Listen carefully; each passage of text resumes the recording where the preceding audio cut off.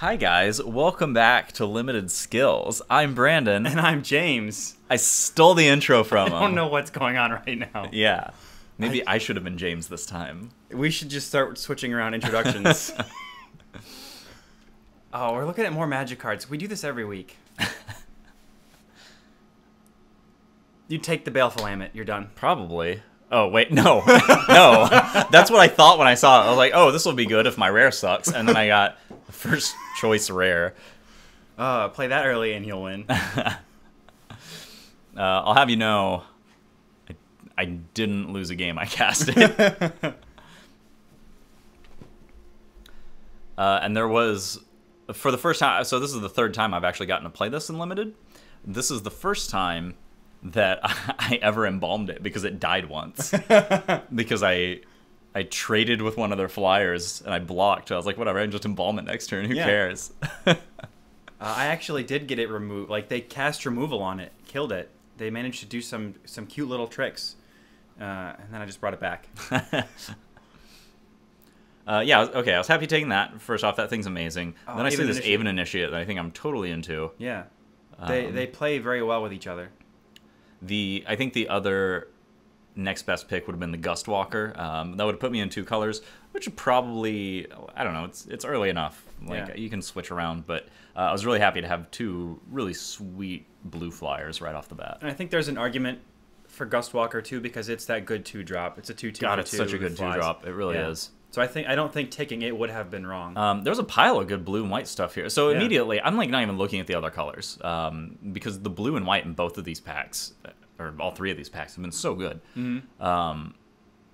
So yeah, there's like 5 cards here that I would be happy taking. Binding Mummy, Vizier of Deferment, which I think is actually probably the best card in this pack. But Angler Drake is really good also.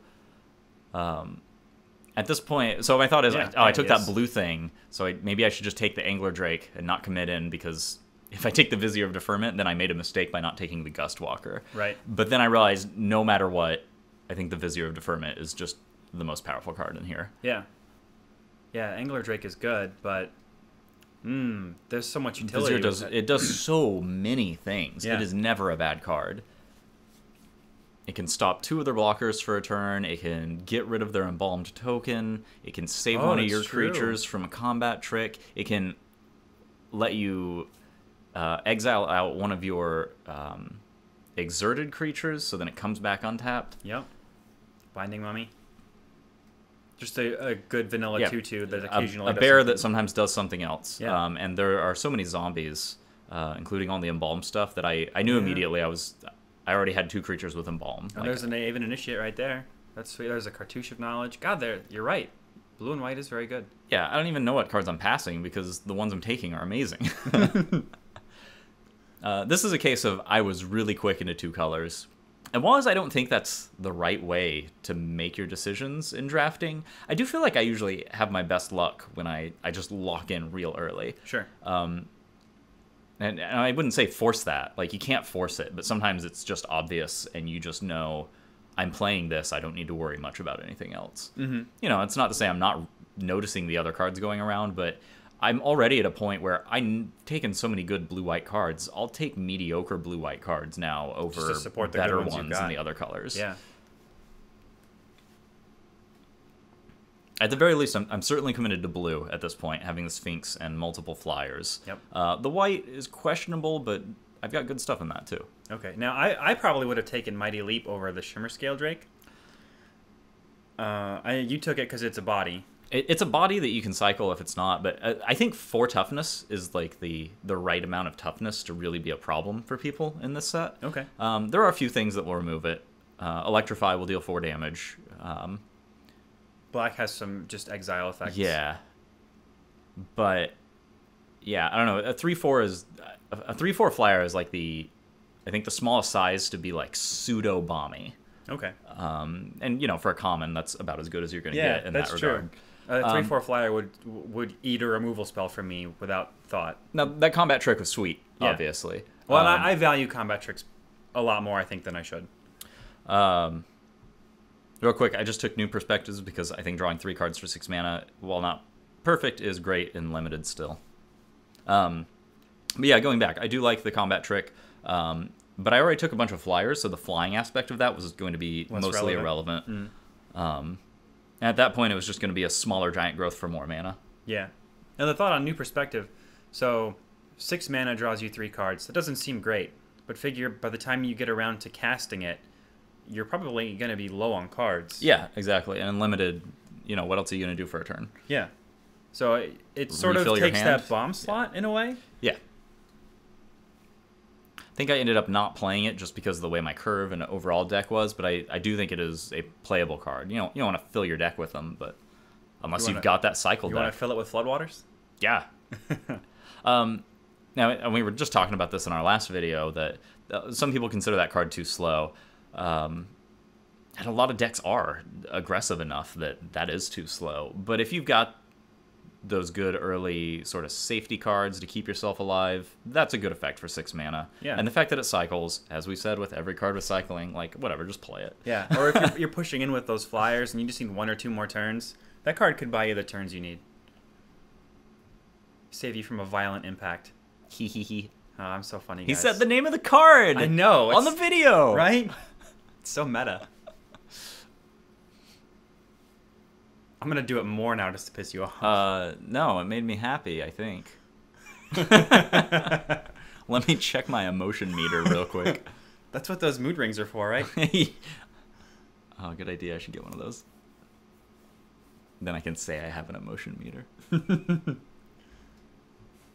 Impeccable timing seems fine. Protection of the Heck. What does that card even do?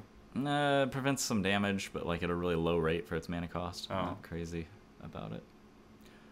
Cruel Reality is not always, but is often a bomb in Limited. It's not good against every deck, but a lot of decks, if you get to 7 mana, it seems expensive, but it'll usually just end people's game. I knew I wasn't going to be playing it in this, or I knew it was very unlikely, at least at this point. And I think the Impeccable Timing would have been the best pick for me, but I didn't have one. I took it.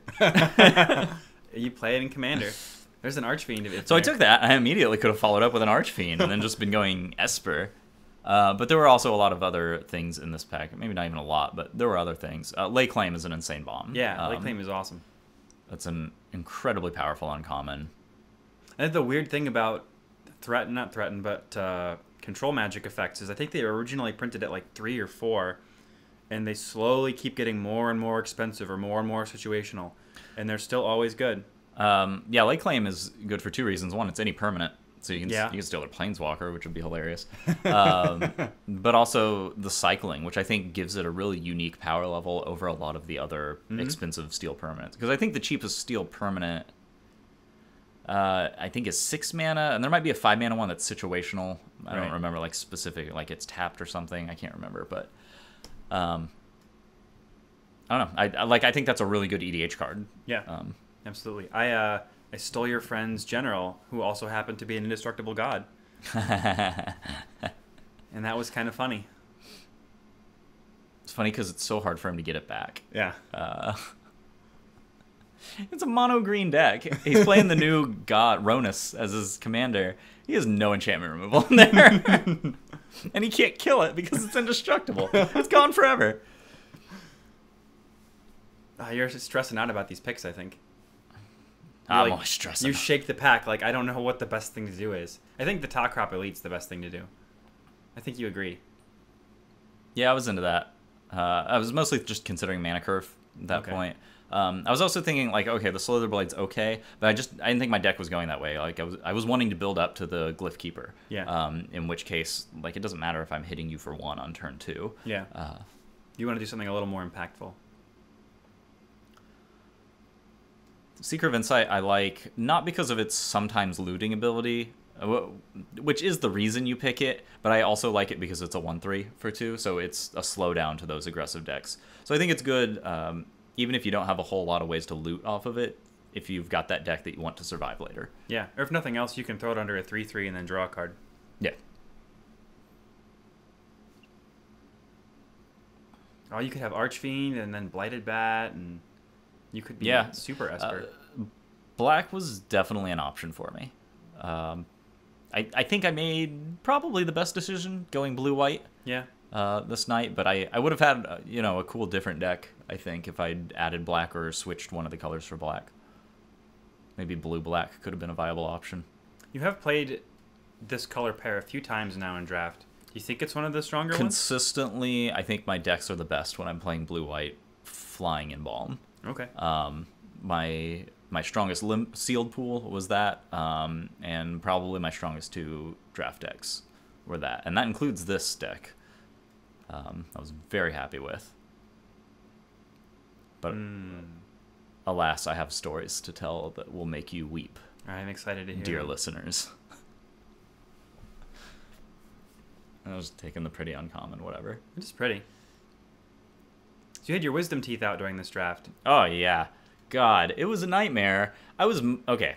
Had my wisdom teeth out on Tuesday. I got really sick on Wednesday, so I called off work on Thursday. And I was mostly feeling better on Friday for the draft. But the only thing that was really painful at this point was smiling and laughing. And when I expressed that in passing to some of my dear friends here at the draft, everybody decides, tonight, we're going to direct everything funny at Brandon. And then, of course, it's funnier because I'm trying not to laugh. And then I'm in physical pain every time somebody says some smart-ass thing at me. And then prior to this, we had played a bunch of EDH with his roommate, who pretty much just lives to torture people. And is simultaneously hilarious. So he's just generating all of this humor value for himself. We can compliment him on these videos because he never watches them, so I don't have to worry about like boosting his ego or anything. Oh, why doesn't he watch our stuff? He only watches people play video games. Oh. He watches people play Dota 2 and Overwatch, which is funny because he plays those games, but he spends more time watching other people play them. Okay, so piled up a couple more Embalm picks, particularly early 2-drops and things with big butts. So 3 toughness for 2 mana. I'm feeling really good about my ability to both have a board presence and keep myself alive until that late game. So everything is going according to plan at this point. I think what I'm hoping for is probably just more removal. Sure. Which, I don't know, I've gotten a few Well, there's no removal couple things. I just take this Manticore because it's the best card in there. Just I like that card a lot. one less thing I have to deal with. I might like that card a lot because it murdered me once. And so I have a strong opinion of things that lead to my death. I've also been killed by it. Like just the 3 damage trigger. Yeah. I was playing it. I was going to win. I was going to fight through the most absurd game that I had played, the whole pre-release. And he just rips that off the top and does 3 to my face. And I'm like, I can't do that. I'm done. I had removed his White God, and then he plays the second one. Got him. Yeah. All right, so I am feeling great. I've got Glyph Keeper. I've got the Lay Claim. I've got a pile of good cheap creatures, like efficient sizes. Yeah, this looks good. You got some red. And several other flyers in blue and white as well. And this was a 10-man pod.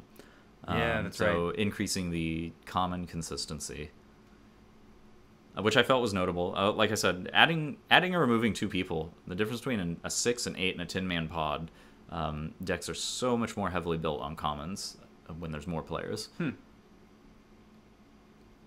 And just, how easy it was for me to get multiples of that Embalmed Aven. Right. So I'm sitting in a really weird spot. I'm like sandwiched between Brandon and this other guy, and there isn't a lot of room for me to exist. So I kind of struggled to get the camera focused, which is, you can see here. So what I showed you there was compulsory rest because that was the right pick. Right. That was what I should have taken to make my deck better. But I had yet to have a cat snake. Oh. And now I have a pet cat snake. You should have let me know. I'd have given you one of mine. I still would have taken that one. Okay. I'm waiting for them to go up in value because I feel like somebody's going to play them in standard. And then I want to trade them away. So, okay, the weird thing that a protection from counterspell sort of card works. Obviously, this is my the card's archetype insane, exactly. so you should take it. Yeah, no way. Okay, so a card that can't be countered. What has to happen is some deck has to be good enough that somebody needs to build a counter control deck against it that is better than it. So then that deck gets played enough to beat the previously dominant deck, and then the counter control deck is the most dominant deck that people are playing. Sure. That's when the potential counterspell Can't safety be countered, cat snake cat, yeah. will start to see play. And sometimes it doesn't always make that full evolution. So it's really weird. Sure. But yeah, if a big control deck comes up, that snake's going to be really good. Well, I got my fingers crossed. Your toe beans. Yes. Yes. Your slithery toe beans. Okay, so I think that's my third binding mummy, which is exciting. Then it doesn't even matter if my stuff has flying, because I'm just going to play a creature and attack. There's a winged shepherd. Yeah, I'm happy True about that. Heart I love Duelist. True Heart Duelist, which I think you make fun of me about every time, but it's a good 2-drop. Yeah. That is also then a 3-drop immediately after if they just No, kill you it. you convinced me that True Heart Duelist is better than I want it to be. Oh, sweet. There's the wrong thing. There's the zombie version. Yep. I've never seen the art for the zombie. Yeah, I He haven't looks either. really cool. That was weird. That Whoops. Well, there you go, friends.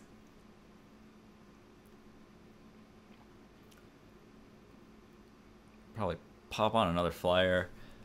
I think the other option here would have actually been the Kopesh. As I said, I like playing one in most decks, but I have a lot of flyers. Yeah. There's a chance that might have been a better pick for me, but I mean, I have regrets about having multiple of those Drakes, because 3-4 matters. Yep.